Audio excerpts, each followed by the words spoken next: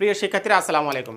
আশা করি সকলে ভালো আছে। যারা এবছর মেডিকেল বিশ্ববিদ্যালয়ে ভর্তি পরীক্ষা দিতে যাচ্ছে তাদের জন্য আজ গুরুত্বপূর্ণ আপডেট আবার প্রকাশিত হয়েছে।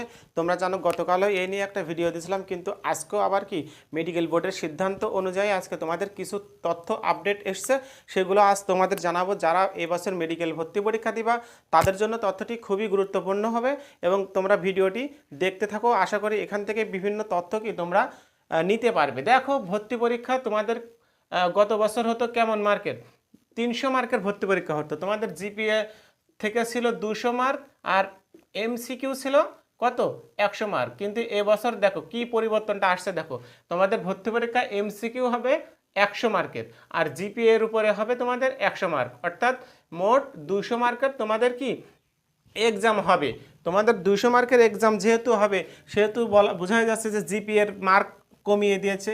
দেখো, সেকেন্ড টাইম দিলে 3 মার্ক কাটা। তাহলে কি গত বছর তোমাদের অর্থাৎ বিগত সালগুলোতে তোমাদের কেমন ছিল, মার্ক কাটা যেত 5 মার্ক, কিন্তু এবছর দেখো তোমাদের 3 মার্ক কাটা যাচ্ছে যারা সেকেন্ড টাইম হিসেবে পরীক্ষা দেবে। অর্থাৎ কি তোমাদের এই সুবিধাটা করা হয়েছে এবং এতে যাদের কম জিপি আছে তাদের জন্য খুবই একটা বেনিফিট এবং তারা এক্সাম দিতে পারবে, সাথে সাথে কি ভর্তি পরীক্ষায় টিকতেও পারবে।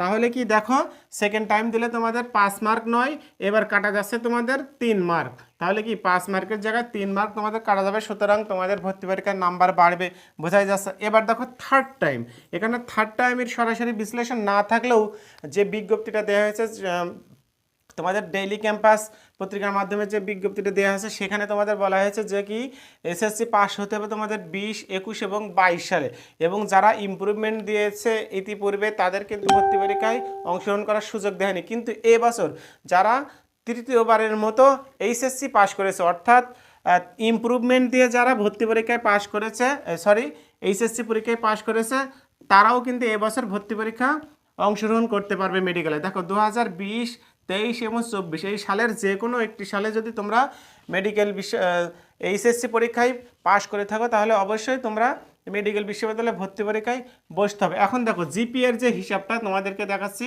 দেখো, আমি বলেছি আগেই যে মোট 200 মার্কের এক্সাম হবে তোমাদের, 100 মার্ক এমসিকিউ এবং 100 মার্ক জিপিএ থেকে। এখন 100 মার্ক যে জিপিএ থেকে সেখানে একটা হিসাব এসছে, যেহেতু দুইটা পরীক্ষা এসএসসি এবং এসএসসির 5 গুণ 10 গুণ দিলেই কি 100 হয়, 10 গুণ দিলেই 50 হয়।